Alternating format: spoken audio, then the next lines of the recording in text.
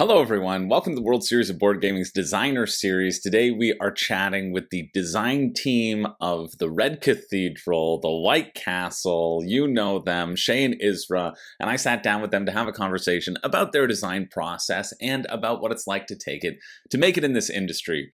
We wanted to sit down with them, of course, because the Red Cathedral is having one of its tournaments at the World Series of Board Gaming, so is White Castle. You can win great prizes like a plane ticket and lodging to Essen if you come to the World Series of Board Gaming in September the 21st to the 26th. We've extended it. We've extended the days. The official tournament starts on the 22nd, but you can show up the day before, participate with Dice Tower West's open gaming library with over 2,500 games.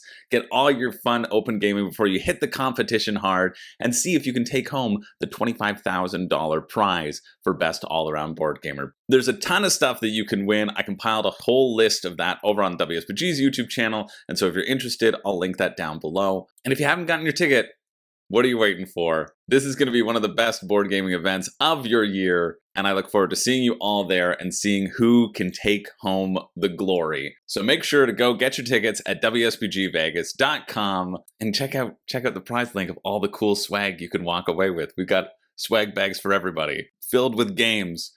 We've got exclusives for all of your favorite games, like Arc Nova. We have the first ever tournament map. We have a new Heat track, if you like Heat and you play in the Heat event. We have exclusive, newly designed project cards for Terraforming Mars, a neoprene mat for Earth players, a ton of stuff. Go check that out down below. But I'm really excited to show you this interview because I think Shei and Isra are just fantastic. They managed to squeeze me in, and so I'm super grateful for the time. So let's turn over to the interview right now. And here we have Isra and Shei. Thank you so much for joining us. Why don't you introduce yourselves to the audience? Say hello. Yeah, introduce yourselves. Okay. Now you can introduce both of us? You and me, yeah. Okay. So, she's Sheila. I'm myself. I'm Israel. We are the designers from Red Cathedral, White Castle, among another games. We have been designing games since 2014, 2014 more or less. But yeah, we are more or less known for Red Cathedral and White Castle. We are a couple. We are married. We are expecting a child also. Yeah, why not? Why not say it? So. Why not say it? Well, Sheila, we're happy about that. You're 7 months. You're 7 months along. So yeah, it's almost here. And we live in Madrid.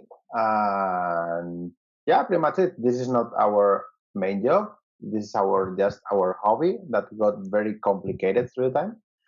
And yeah, not so much. I mean, we are just two board gamers that will love board games so much, even for starting designing one. So yeah, that's amazing. And it should be said to our viewers too, if you speak Spanish, listen up, because Isra and Shei might communicate with each other in Spanish, just in terms of Isra, you're a bit more familiar with English, but Shei, you also speak and understand English. And still probably my English sucks, but I know it. But yeah, I'm good at faking it. So yeah, I just keep going.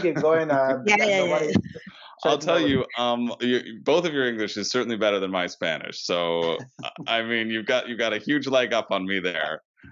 Spanish is hard. No, I know. I mean, I wouldn't learn Spanish if I don't know it already. So, I might be able to pick up a few words because I speak French, but Spanish is sure. You know, some of the words are in common. But I want to talk about your board game design journey, because I was looking at your BGG stats. I always like starting these interviews with talking about how did you get into design. You've mentioned you've been designing since 2014. 2014, way back then. Your first title on Board Game Geek I have as Llama Fight, and I was like, oh, that makes sense, since I think is your company Llama Dice, or that's how I've known or interacted with you online as well. So what sort of got you both into design, and what's your history with board gaming? How did you get into the board gaming hobby? What made you want to start taking up the design approach? And take us through those early stages of how that all came to be. Okay, well, actually, This it started with me because I tend to complicate my life so much when I like something. But Sheila was more a regular person, like standard people. Like, okay, I want just to enjoy this, and I don't want my life complicated. But I started a small design that eventually will come as Prime Master, and I show it to Sheila, and Sheila tested it, and he said, "Honey, this is crap. This is bad. This is really, really bad. But if you do this and this, maybe it can be better." And she was right. So Yes. yeah, and that's how it started. I'm always right. That's your role. That's your role in the partnership. Yes. Yeah, Of course, yeah. She's all the time just putting me down to earth. Like, okay, this is not that good that you're I'm more or saying. less like a editor. I get it. Yeah. My role in the couple, I am like editor. So that's sometimes super important. yeah. Yeah. It's like we are getting very well balanced in terms of getting excited and getting not too much excited about this. So I think it's something that you can feel in all of our designs, at least the ones that are getting published. Because yeah, we started in the same way we are working right now. Not I always start the games and then Sheila tested it, and no, it's 50-50%. So, but that first one was in that way. Like, okay, I want to do this. I want to try to design something. Blah blah. I think that I can do this. Yeah, I didn't know that I couldn't do this, but yeah, I didn't know it by then. So the less you know, the you you are can more paid. So, you can do, but not alone. but not alone. No, Yeah. I mean, I'm not able, and Sheila is not able to design something by ourselves. We have to do it together. Maybe not at the same time or whatever, but it's like we do everything as a couple and as a designer couple, because but not for working. She works in a company, I work in another company, so not in that thing, but yeah, so that's nice. It gives you, I guess, because one of my questions was going to be about the process of designing as a couple, which we might as well talk about now. That's lovely that because you work in two different areas and this isn't your full-time thing, I guess it gives you a nice project to work on together, to both be creative together and bring something forward. Yeah, the thing is, yeah, it's nice and lovely to think it that way, but man, some Not days always. are just hard. I mean, you see all the boxes that Sheila has behind her. I mean, we have to sit down in that table to say, okay, today we have to work, and it's like you see the shelves and like I don't We want to feel play, but we Right. can't play. So it's like, yeah, and some days I see this is not our first thing. It's like, okay, let's play something. I don't care. Right.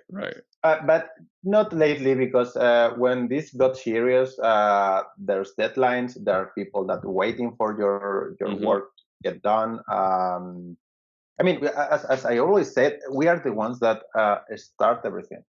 So if you are late, everyone will be late. And in the very first moment, someone has to get a paycheck or something because you did not deliver your job. It got serious, because it's not just like, okay, let's not publish this year, let's do it next year. Right. Who cares? Yeah. So yeah, but we still love what we're doing. So we don't expect to stop doing this in the short term. Cool. And so I want to go back to those earlier days. I see in 2016 you have Raymaster, Aloha, Pioha, and Mondri in the dice game. Were those self-published? Did you work with a publisher on those? How did you get that first design sort of out in the world? The thing is, we started designing in 2014, and yeah, we did a couple of games quite fast, more or less. We start pitching it to publishers, but this is the number of limited publishers that we had in Spain back then. And all the publishers 3 years pitching the games, more or less. yeah, more or less. about Yeah. more than 2 years or so, Yeah. but Yeah. 2 really intense years 2.5. because we went to every convention in Spain that we could. We get into all the publishers and so on, and they showed the Mhm. prototypes, all of them, tested them, played them, and said, "Oh, this is super great. This is something I will publish." We're like, "Okay, so are we going to get published?" No. So we got discouraged back then, and we thought about quitting. Like, Mhm. okay, yeah, everyone says that this is nice or even nicer than some games that they already published. So, like, so why we are not getting it? We're not succeeding. So, okay, let's try to stay one more year or so, just trying to pitch the games, and let's see what happens. And then with Aloha Pioja, we won a We contest. gain, yeah. Oh yeah. And the prize for the contest was getting published by the publisher that it was Primigenio. And after that, suddenly, out of nowhere, our designs got published. So, and it started like that. So we did not stop in that moment. Right. So yeah, I think we just lucky about being in the right moment in the right place and being Right. in the right contest to that, because I don't know, we won over games super cool. Our game was like our bet was like, okay, this is a small publisher, so we Yeah. are not Yeah. in them a super big game with Right. a lot of. Let's do a small card game because maybe we have some chances having Yeah. those. That's one of the keys of success, and that is something that we it's something very important, and this is like an advice for any other designer that want to pitch game to publishers. Mhm. Just study the published line of The the publisher market and the and line the of the publisher. market and so on. I mean, don't go to ABBA games with a worker placement game with resource management and blah Right. blah blah. So it's I mean, we did it that back then without not having it that much in mind. Like, okay, like this is a lesson that I learned. No, it was just by heart, and it worked. So that's why we have all of those games in a very short period of time getting published, because it was all the games that we have been doing since we Before, started. yeah.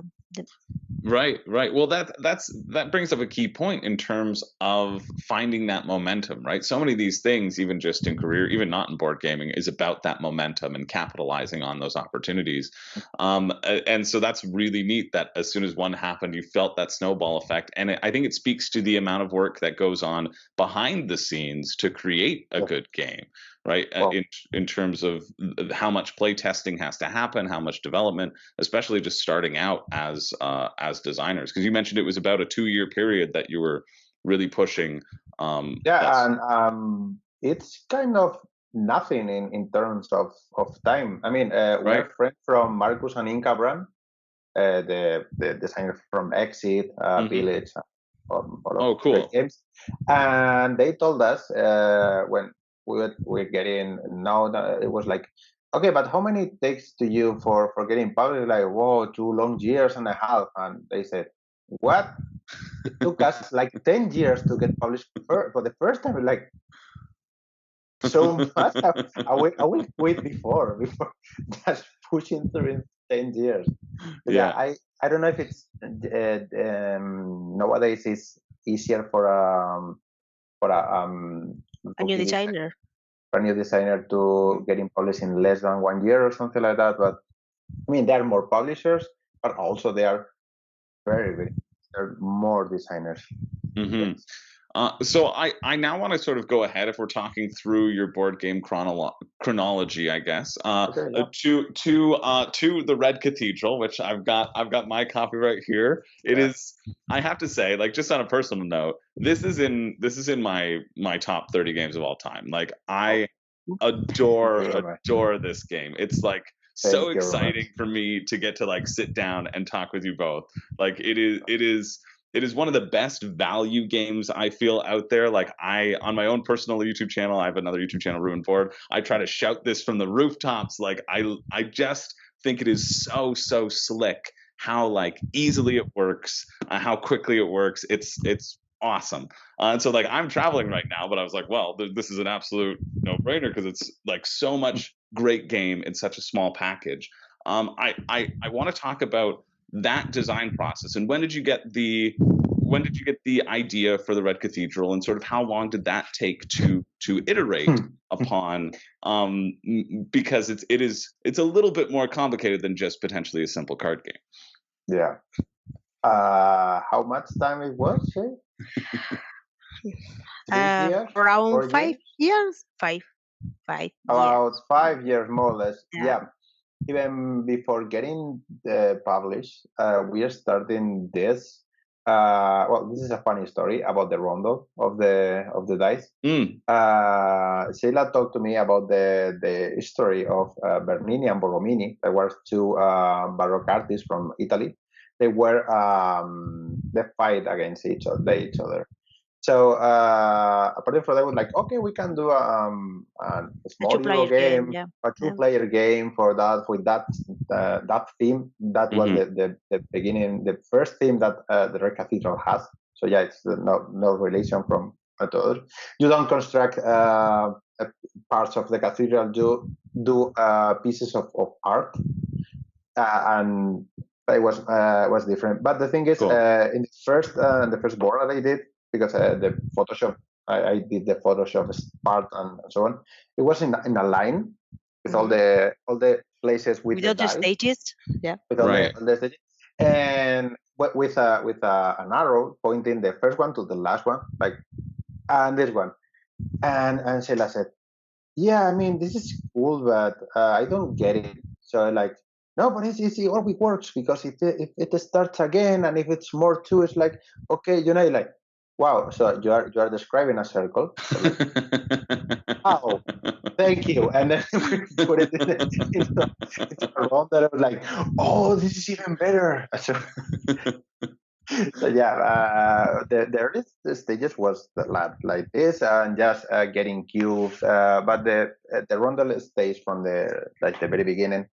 It was not only for getting the resources, also the actions for sending materials and getting cards and so on. Oh, cool. But it didn't work because it's luck dependent. So if dice does not match in the action you want to take, it's just we can just run in circles until someone can get the dice in the to actually deliver something, and then it just keeps going forever. That's when we split the parts in, okay, let's something for taking actions, and one of those actions will be getting something from the round. But it took us like almost 5 years to get it into the market because it was signed with another publisher that is no longer running. The contract was expired with the game almost finished. It's more or less the last version that we have with them. It was that way. With I mean, we always including the artwork. Included part of the artworks. I mean, I don't know, the illustration from the personal board was already done when it was with the beer. It was a bit of complicated history, but in short, it was like, okay, let's start with the old publisher. Okay, so you still want to publish this? Or maybe, okay, if you want to publish it, let's renegotiate the contract and then we sign it again. But instead of for 3 years period, that's 1 year. If it's 1 year, I mean, we were waiting for you because I mean, we don't want to hire something. And they said something like, okay, let's show it to other publishers, and if no one's won it, maybe we can talk again. The very moment that we show it to the beer, they just, okay, can we bring it to home? They love it, and we have the contract in 1 week. Yeah, in 1 week. Yeah, they saw how good it was, and they wanted to capitalize on it. Yeah, that And the process, I mean, was very, very complicated. We have a lot of stuff. We have also the theme about the Hadrian's Wall. So yeah, the thing is, we have even a version of the game about that a board game shop store in Madrid that is super nice. We did some demos back then in 2017 or something like that. It put in Twitter a couple of weeks ago a picture about did you guess the game, because it was the prototype version and so on. And I see that version, and it was one of the versions that took us about a year, and then we have to discard it entirely because we have like 80 different cards that you can buy it from the market, and then you know that you assign a workshop tile to your workshop, and then when you move the die, you can activate the guild, the tile of resources, and your workshop. Well, the card of the guild was in your personal board. So every time you activate the red die, for example, you can activate the card if you have it, the tile if you have it, and then also you can activate the cards from the left and the right player. Well, no, but that was not that version. That was the previous one. The previous one. So there's a lot of versions going around then. Yeah, a lot. But the thing is, that thing that Sheila and I, we thought that was super cool, like to do, I can customize everything and whatever. Nobody did it. No play tester play with that. Only Sheila and me were like, okay, so, but these cards are really good. So we are going to force to the players to play with them. So that's why the guilds form. Okay, let's put it in the middle. So it's there. I mean, if you're not using it, it's up to you. But you have the chance in the very first moment. Yeah, they're so good. They're integral to the strategy, I feel like, and that's what I was so excited about the contractors expansion. So in terms of when I travel, like what I love about Devere and about the Red Cathedral is the compact nature. But I was like, oh no, I can't fit both into the contractors and this into the box. I mean, like they're both still small enough that you can take them both wherever you go. Exactly. But I'll often when I'm teaching the game, I'll start with the base game, but I'll throw in all the additional contractor cards because it's easy to shuffle them up and just deal them out. That's one of for aiming in the expansion. Like, okay, we don't like this kind of expansions that has a lot of modules or something like you can play with this and with this and this and with this, and or you put something in the game, in the base game, and then the base game start getting nonsense, make no sense. Like, okay, and every time I want to play this, I have to refresh a lot of rules that maybe I don't even care because I love the base game. So that's why we came up with okay, you want to have something. If you want to refresh some rules, it's just a small paragraph because you're playing with that guild. That's it. Yeah. So that's what we're aiming for, and also that you can be playing that without all the city map and also. And that's why out of the 30 cards, I think that it's 23 that work without the It's just a couple that relate to that new resource, right? Yeah, and also it's because of the new resource of the new die or something like that. Yeah. That's really cool. Like it's fascinating to me to see all the different versions that have come about. Did speaking of the contractors expansion, did that come from things that were previously in the game that you removed, or was that a whole new addition when you came up with it? Was a completely whole new addition. And and this is our fault because it was hard to test in the expansion. 30 different cards, at least a couple of times each of them, with and without the map. I mean, well, not only the ones that need the map, so both of them. And it's only because we only designed it in the first place, the map with a new guild that works with the maps, and that's it, with a new small board with the contractors and so on, and all the tiles. And and then Rado did a review saying that he was one of the best games of 2020 or 2021, I can't remember, and he said something like, but the only thing that I miss is more guilds. He was like, okay, let's do it. How much? 10. Why say 10? Why we said 10? Because when we get to the ninth Wow. guild, we tell to our publisher, okay, we can put the promo guild Yeah, in we can use 10th one, Promo guild is number 10. no, Yeah. now this is a promo, so we need this is a to do another promo. one new. Don't do 9. I mean, yeah, you said you're going to do 10, right? It's like, yeah. So, yeah, I mean, it took us a lot. I mean, some of the guilds, it's not about discarding ideas or something, because we never design a game and put in parts. Right. I mean, and this for the expansion, no, we focus in the On game, the like experience. Yes. experience, and the game has to be good. And And if the maybe publisher in the future, if the publisher wants an expansion for the game, we can Then you can develop we go. can do expansion it afterwards. and Yeah. do it. And also we did the expansion because we were so stuck in the design of the White Castle that we did not know how to do, and we didn't like anything that we have been doing. So it was like, okay, we need a break about thinking about this game all the time. So why not picking something that we feel comfortable with, and then to add something.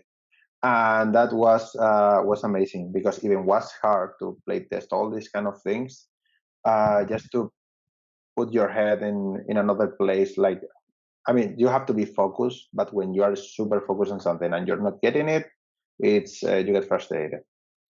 Right. Yeah. So that brings up a good point too, in terms of I know some designers that I've spoken to have a ton of games on the go, and some just like to focus on one single thing. What's that design process like in terms of thinking ahead for other games, other ideas that come to you, and then refining ones that you have? How many games do you have on the go right now in your minds?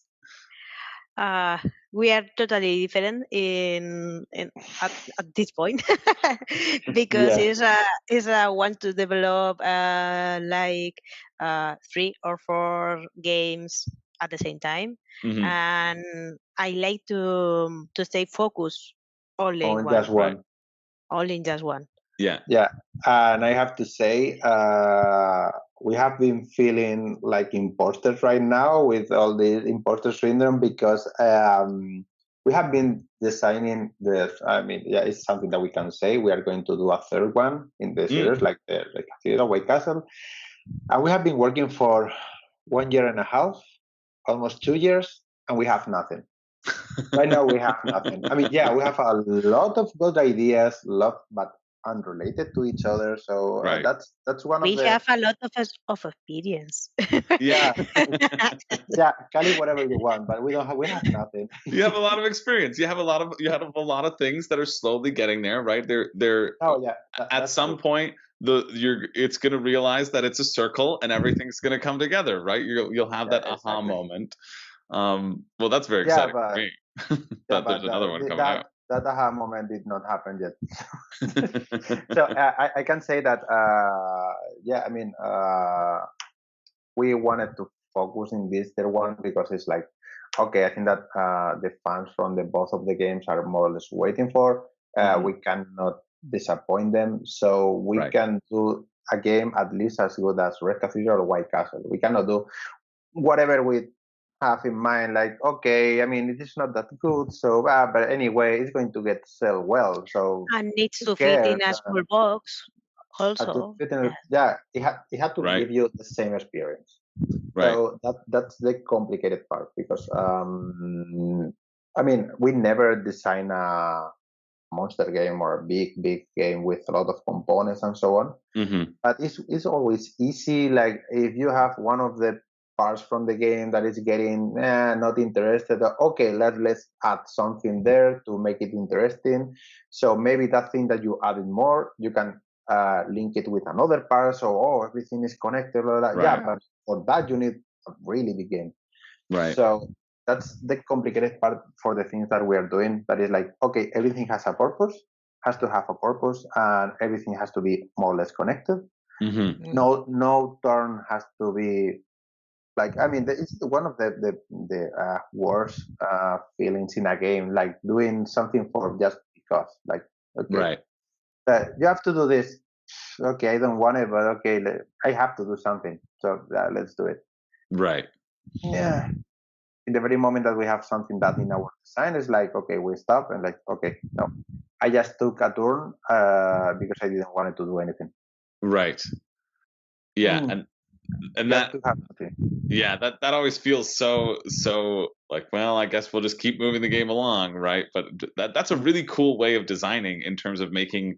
That's probably why every turn in Red Cathedral it feels so exciting. There's so many different possibilities that you can that you can do with it. So in terms of developing a game, you mentioned you wanted it in that sort of small box. I know Devere really likes one incredible thing about Devere that I always say is that their production, they're so efficient with their Yep. box space. Regardless of if it's a larger box or a small box, you're going to get a lot of stuff in that Exactly. box. Like they do such a great job.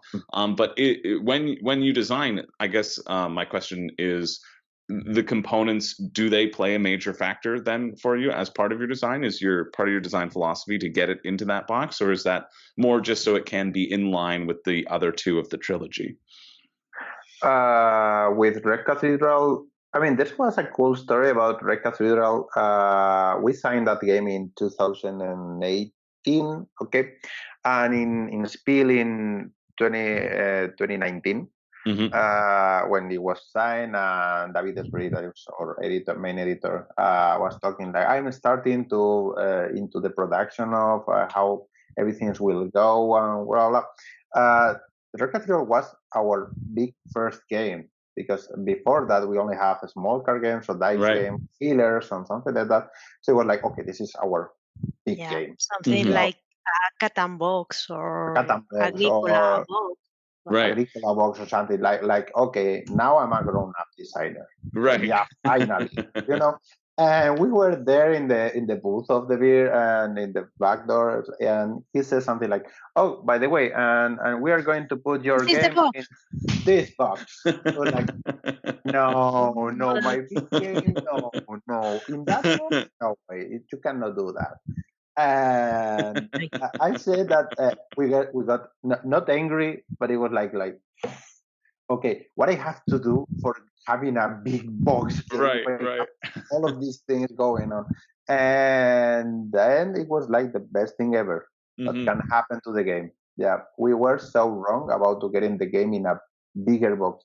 I think it was in a bigger box or with a bigger price point. It won't get the pass that it has or the place or something like that. That's interesting. That's cool that it came from Devere. Yeah, I feel like I talked to Matt Hyland in one of these interviews last year. Anybody who's interested in that, you can go check out the link. There'll be a playlist down below. But we talked more about the logistical side. And I think we talked about sort of the theory or desire from Devere to get everything in such a compact packages as well. Yeah, and for the question that, I mean, it's something that you can already know. Yeah, you can ask something, we ask whatever we want. So yeah, we're like politicians. You ask something, a direct question, and I can answer whatever I want. So the thing is, we didn't with the Red Cathedral, but we did with the White Castle, and now with the third one, because it's like, okay. They always say to us something like, you don't need to be worried about the space, about the box, about the components. Please feel free to develop whatever you want. And we will do it, but now we cannot do it. We have plenty of components and empty Red Cathedral boxes or White Castle boxes too. And when we start to laying out all the components for the prototype, it's like, okay, but not much of this size because this is the this is the width. This is a thing of the way of developing for us that we need to have in our minds the final product, more or less the final product. No, you will never know because we didn't know it that WWE will love the bridges from the White Castle so much that eventually put it that on the box, because we tell him like, okay, but this is too much maybe for the Red Cathedral box, and it was too much for the Red Cathedral box. But they said always like, okay, don't worry about components and anything. You just do a great game, and we will do the rest. But yeah, you cannot do that because eventually you can end up with 3 boards and 2 personal boards for each game, for each player, and 200 cards and 20 dice of like, okay, this has to fit in a box like White Castle, and I had to cost like $40 or $35 and something. Because it's a product line, so you need to be. You cannot right now put the third one and cost $50.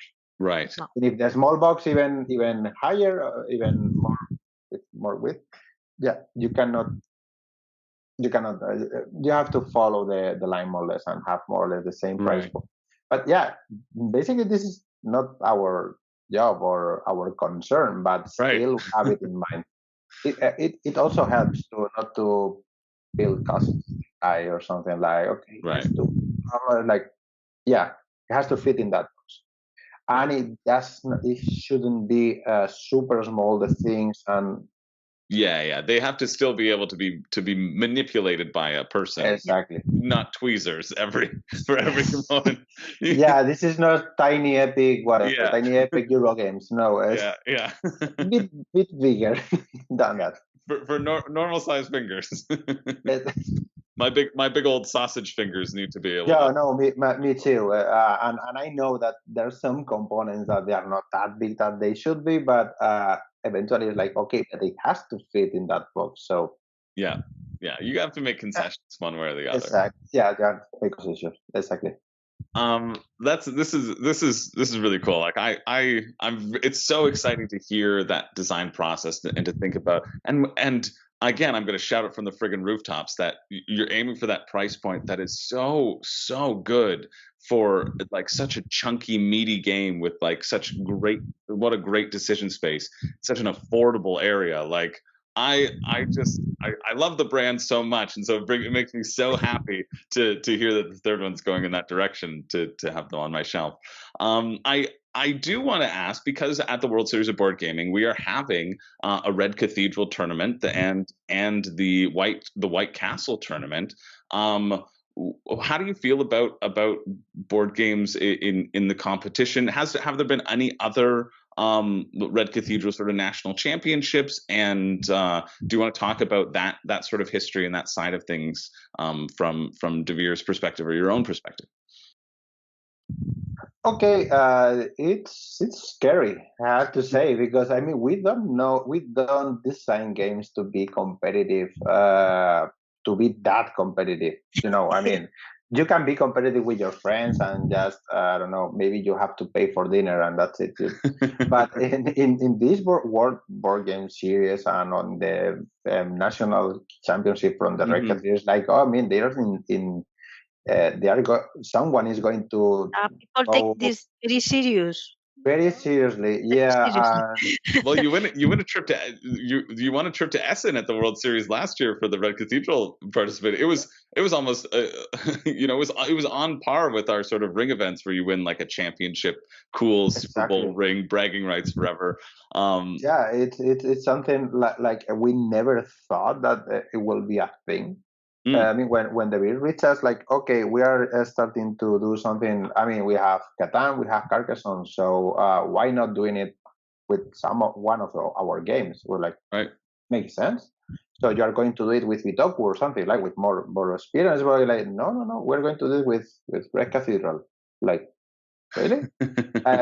And then just this thing that the publisher said to you something like, okay, but you can arrange me some tournament rules. Yeah, you can do that, right? You're like, yes, yeah, but we have to test it, and we can.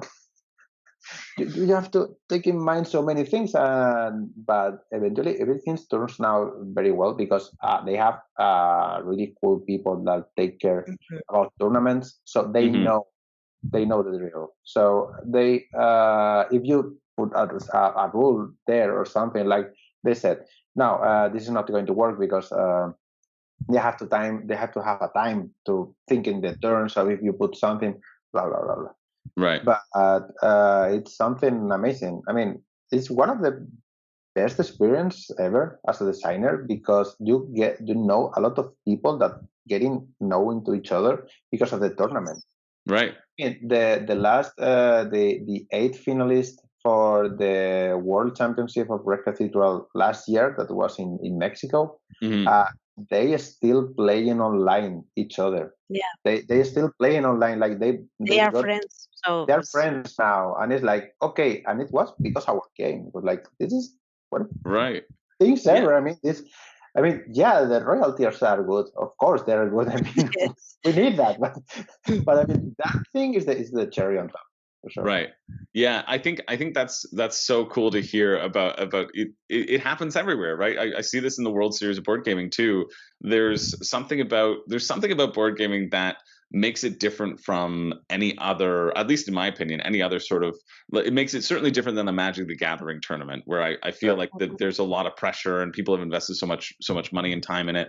The vibe at the World Series of board gaming has been mostly people who are there like to play hard, like play against your friends, and then if they win or they lose, they go, oh yeah, that was fun. Hey, you want to link up later and play another game, right? Exactly. And you hear these stories, like there are these people from Quebec, Ontario, who are hanging out with some people from Las Vegas, and then they met up at like they went on a board game vacation together because they like made friends and enjoyed playing with each other so much, and it's all like, that's amazing. Happens because of that assembly of people coming together. So I think that's awesome to hear. The other great feelings about that is about talking about my mom about the games that we do, because she didn't realize. I was like, no, man, you know that there are now a world board championship holding in Las Vegas, playing over. Like, really? Are you sure? So it helped us to explain to our family, like, you know, that the thing that we do is kind of important. Yeah. people like it. People like it, actually. People like it a lot. You know that people recognize me in some board games convention? You know, I mean, in the very moment I can step out from the convention, nobody recognizes me. But you know that inside, exactly, 100%. No, I mean, it's amazing. So it's something that we don't know how many years are going to doing this, because I mean, I know the games has a window span, a time window that they are more or less popular or getting played. And Red Cathedral is not Catan or Carcassonne. It's not Catan or Carcassonne. Right. We have that on mind. We are really, really happy with Red Cathedral and also with White Castle, but it is what it is. Eventually, this will stop, but we are enjoying everything. Yeah. So when it stops, it will stop, and we will be happy anyways. So right. Yeah. I think that's a really like lovely, healthy way to look at it, especially when it's not your full-time gig. You've got other irons in the fire, and also with the baby on the way, that's going to add in, I'm sure, a whole new application. We don't know. We don't know how it's going to be, but okay. I mean, we are here to play, so let's see what happens. Yeah. And in the meantime, I'm sure the audience will be very excited to wait for your other baby, your baby in the Red Cathedral White Castle, finishing the trilogy there. That they get to share in a little bit more, you know, than your baby. Yeah, they will have to wait a bit. I mean, this is one of the coolest thing, that we have a sign session in Granada this year, and I don't know, 90% of the people or something, like, when they ask us about the third one, we tell them, yeah, but you know, we're going to take time because we don't find the thing that we said. Okay, yeah, this is it. And all of them said, okay, I want a game from you every 3 years, like this one, rather than 2 games every year. Take your time.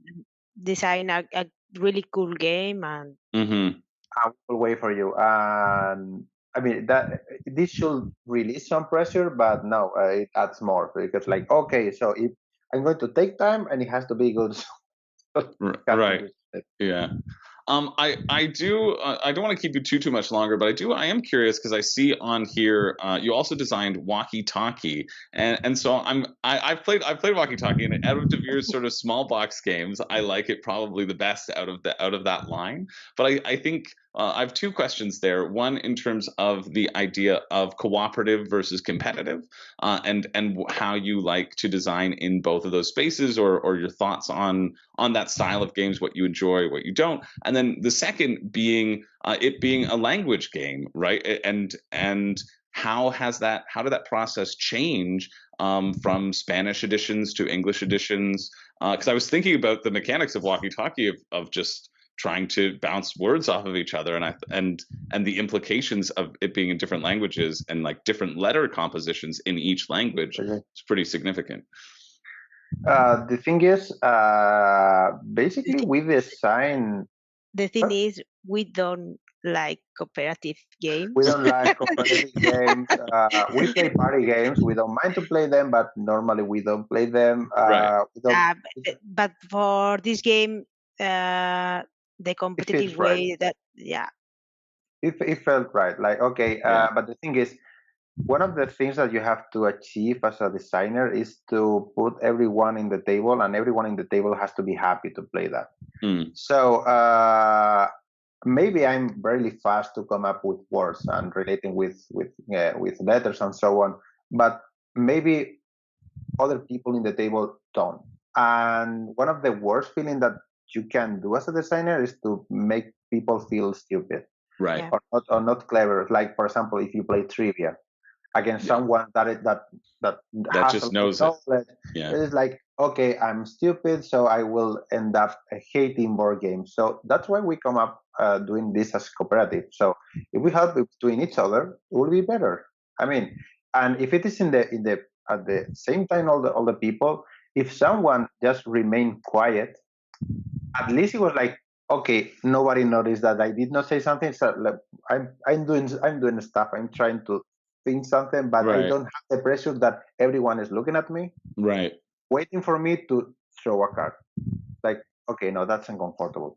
So, and we still don't like cooperative games, but you have to choose the right mechanics for your game. So we thought that this was one of the coolest ones. Cool. That's neat. Yeah, that's really neat. And then in the development process, did the compositions of the cards, the number change? The thing is, you can play in any language. Just the starting. Exactly. I mean, you, for example, you can say with I don't know, maybe blue and T, you can say TikTok. Because blue, one of the colors from there, you have to justify. But eventually, I used that game in my company for some retreats. There were people speaking in Romanian, in Italian, and in German, and a couple of friends in English, and another one in Spanish. Oh, everyone at the same time. Amazing. Different language. I mean, but the cool thing was like, someone in Romanian saying something in Romanian, and the other guy, haha. You don't care. I mean, like, all right, and that's one of the. But still, for the different international versions, we take the dictionary and find we do the Spanish deck just for testing with the beer. And they say, okay, we need to do for only one deck for Spanish, Italian, Portuguese, and Catalan. So, and also English. But then when we get the distribution, we get the distribution of the letters, it was like, okay, since they are Latin languages, so we can more or less. I mean, the player does not care about if the C letter is 14% in every word in Spanish and 28 in Catalan.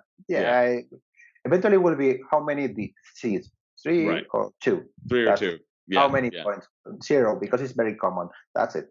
But that for me, the only it's person quite different. the only person that understand the Excel with the distribution of the letters in different languages.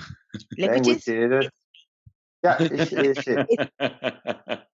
But yeah, I was saying that Sheila was a master of Excel. So it's like, okay, Sheila, I found in online the distribution of the letters in, I don't know, in Serbian. So put that in your Excel file and see how many C's we have to put there. So, Right. That's funny. Yeah, amazing. Do you want to talk a little bit? I see you have a couple upcoming games as well in 2024. I don't know if they're released yet, but on BGG I see Flatiron, Keyframes, and then the White Castle's Matcha expansion. Do you want to talk a little bit about any of those that are coming out? Yeah, just a short brief. Flatiron is a game that we designed before Shinkansen, but since they are from the same publisher, they decided to switch they asked us, like, okay, do you mind if we play, if you publish Shinkansen first than Flatiron? Or like, okay, both of them are going to get published, no? Okay, I don't mind. Yeah. They're finished games. I mean, well, they're not finished because we had to do a lot of development because there are a lot of different cards with so many parameters each. So we have to work a lot. And it's a game for 2 players. If you with like solo? with solo mode, yeah, it's solo by mode? default always. Yeah, if you design a board game, an Euro game, it's by default. Okay, and the solo mode, this one. Right. And if you like White Castle, Red Cathedral, Shinkansen, this games from us, you're going to love. Channel Tunnel also. It's Channel similar to Tunnel, Channel Tunnel. similar to Channel Tunnel. Oh. And yeah, I mean, and also it has this cool thing is getting you build the Flatiron, the building from New York, but you are doing it in 3D. So you put tokens and then layers and then tokens and then layers. So the game end will trigger when the Flatiron is getting built, but actually getting built because you are seeing in 3D. And your turn is basically move upon and buy a card or trigger all the cards you already have. That's it. So I basically explained to It's you a tableau building game. Yeah. Right. in an engine, and it did some stuff. I mean, has so many variability that we saw the publisher playing in a way that we never thought about. That you can play in that way. Like, oh, cool. Wow, you can do that. We were like, yeah, I mean, yeah, we made the rules. We should know that. But like, we never thought that we can play in that. Like, oh, I love it. So it will be super nice. Keyframes will be a small card game that we have been trying to get in published since 2017 or 2018. 18. We had a lot of version, a lot of development, and we loved that game too much. I mean, it was a 2-player game, and we played sometimes, Sheila and me, only because we like it. We showed it to publishers, and I don't know, they did not get interested into. Maybe because we showed it when we did not publish Red Cathedral, because it helps. Yeah, for sure. You now have. I mean, the publisher eyes changes. Still, the game has to be good. I mean, we have a lot of games that we get discouraged before getting published as Red Cathedral, White Castle, and so on. So, I mean, it's not only that. Also, the game has to be good. Yeah. And one friend from us that started a small publishing company asked us last year, do you have that prototype in Tabletop Simulator? Like, no, that was in a drawer, and we play time to time because we like it, and like, maybe you can upload it to Tabletop. Like, speak frankly, what do you say? No, we're doing a company. Like, if you want it, and finally it's going to get published. I'm super excited because it's a game that Sheila and I love to the most. Yeah. Cool. It's better now than in the past. Yeah, that's a good thing that We happened to improve us. it. Yeah, we play again before 2 years without not touching that prototype, and because it was like, okay, we are going to give it to you a box with the cards and so on. I mean, it shouldn't be in the same way as it was. So let me play it first to see how it's going. And we played. It was like, wow, this is garbage. Why we have what we did show this to publishers?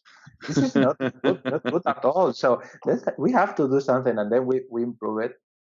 We change some. I mean, we have more experience now, so now you can see a prototype and say, okay, yeah, this week, this is weak, this is weak, this is frustrating. Okay, Right. how can we solve this in this way? Let's try, let's test it. But yeah, right now, and the publisher did an amazing work for being a really new publisher. I don't know how much distribution will we have Yeah. because it's really small and from Spain. They want to expand overseas, but it's not up to us. Is that just going to be released sort of at a regular retail, or are they going the Kickstarter or crowdfunding route? No, No, they did like a regular, yeah.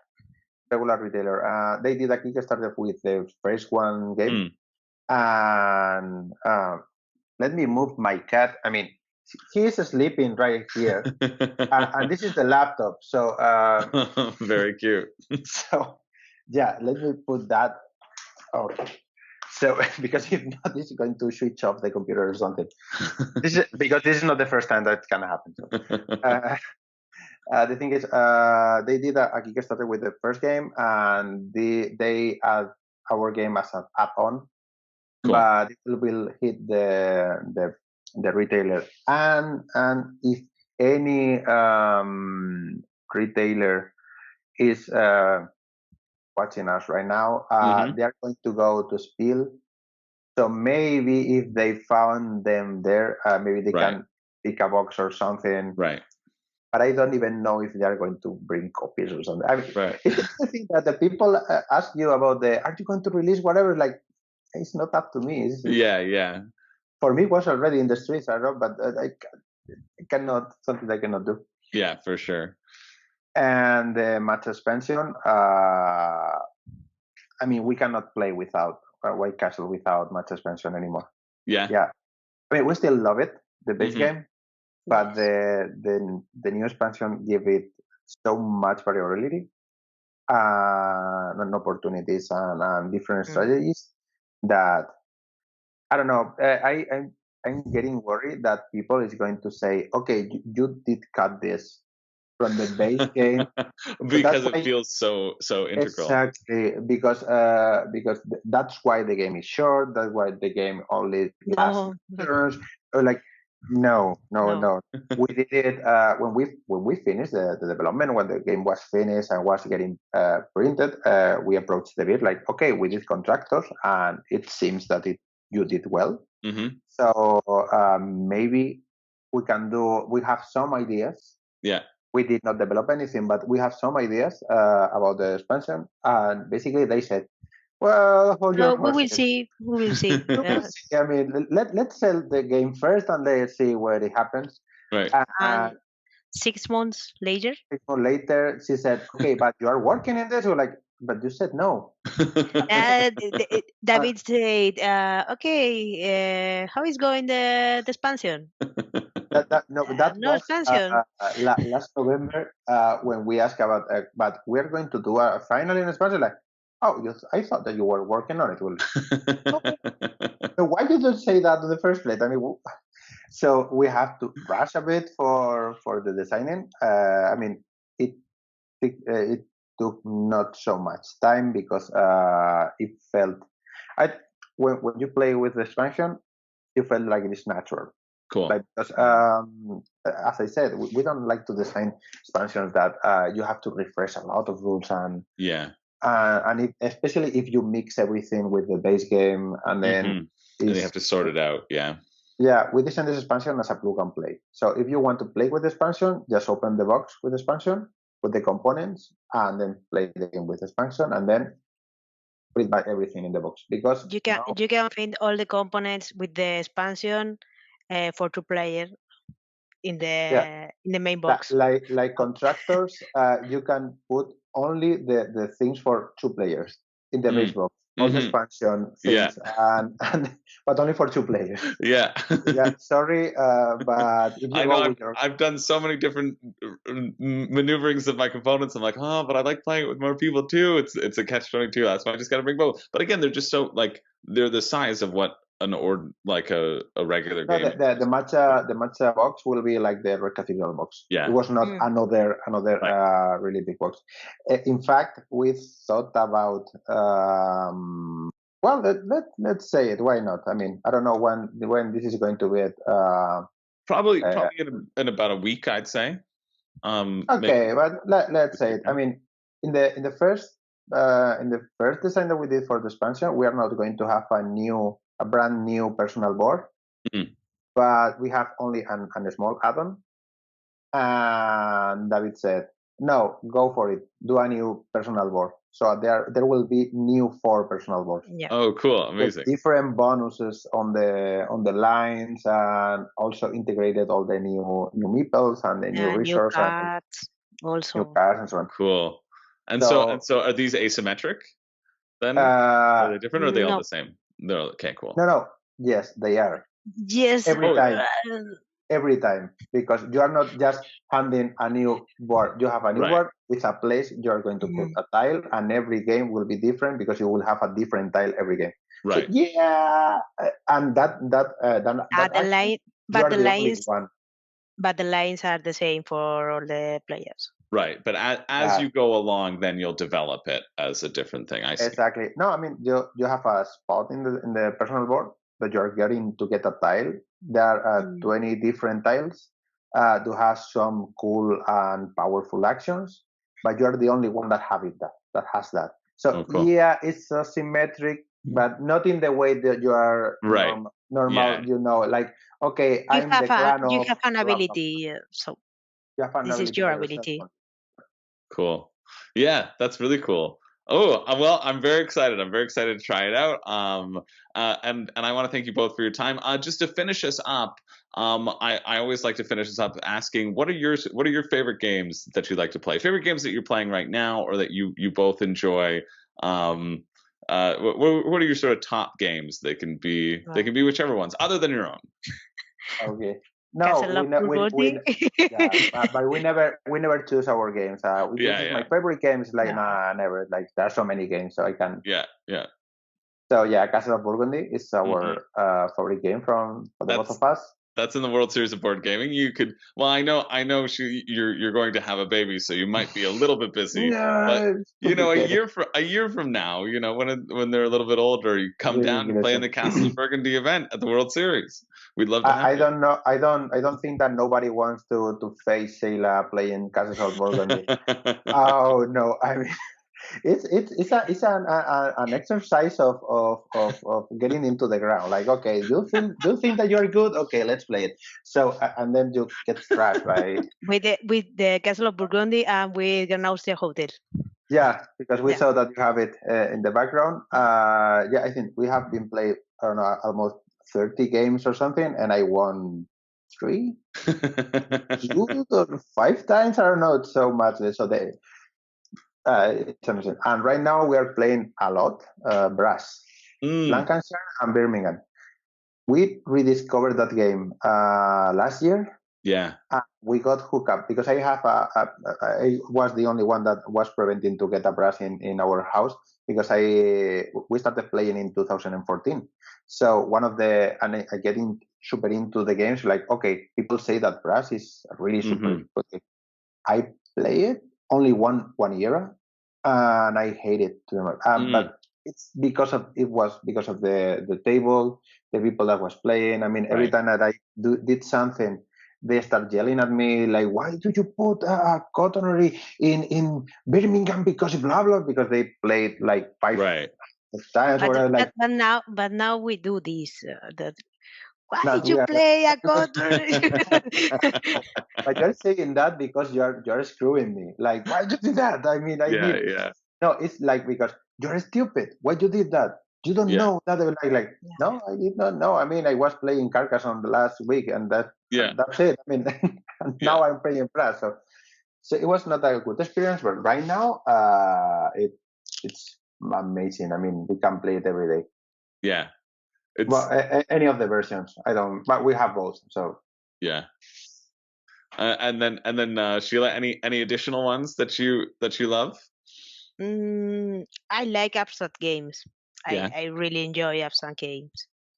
so we want Avalon or Jeans, Devon. Right. Aqualine, So Aqualine, Aqualine, yeah. Yeah, we want to design a game, an abstract game, but there's something. There are perfect games out there. Perfect. I mean, you cannot say so. Like I cannot design anything that can replace or compete at the same level of these ones. I cannot do that. Right. I mean, and we tried, and I mean, the very moment that we started is like, yeah, but for playing this, I will just play whatever that we have there. Right. Yeah. Right. Yeah, it's super complicated to do a good abstract game. Yeah. Well, maybe after the third in the color series is done, we'll see the abstract come out. Actually, we have a lot of we have a Google Drive full of ideas of settings of games that we love to do or something like again doing blah blah blah. Yeah. But we want to design a light war game, really light war game. That would be great because they're so involved, right? And I rarely play war games personally, but something like in the way of maybe not real war games. Maybe not real war games. You know, like Twilight Struggle is not a war game, or Imperial Struggle is not a war game. It's like it's not, but it's an amazing game, so I don't care. Yeah, call it whatever you want. Something mixing war games and Euro games. Something. It's a project. It's a project that we have, but yeah. I mean, call it whatever you want, but Twilight Struggle is also number 2 on the war games list on BGG. So it's like all these sort of terminology. It's a way to communicate, right? It's a short. Exactly. It's like not. I don't know. Maybe it's like and also Board Game Geek is not anything because most of the most sell games in the world are not even. I mean, they are on Board Game Geek and has 100 rating or something like that, and they sold million copies every year. So exactly, yeah. Like, okay, as long as it's getting played, who cares? Yeah, as long as it's getting played, who cares? I think that's a lovely note to sort of end us off on. Thank you both so much for your time. This was it was lovely chatting. I know you're super busy, so I'm very appreciative. And for anybody watching, if you want to play in a Red Cathedral tournament or the White Castle tournament, Devere is hosting both at the World Series of Board Gaming, which you can attend September 22nd and the 26th. The links for that will be all down below. Sheila, Isra, thanks again so much. This was a blast. Awesome. Thanks everybody for watching, and we'll see you later.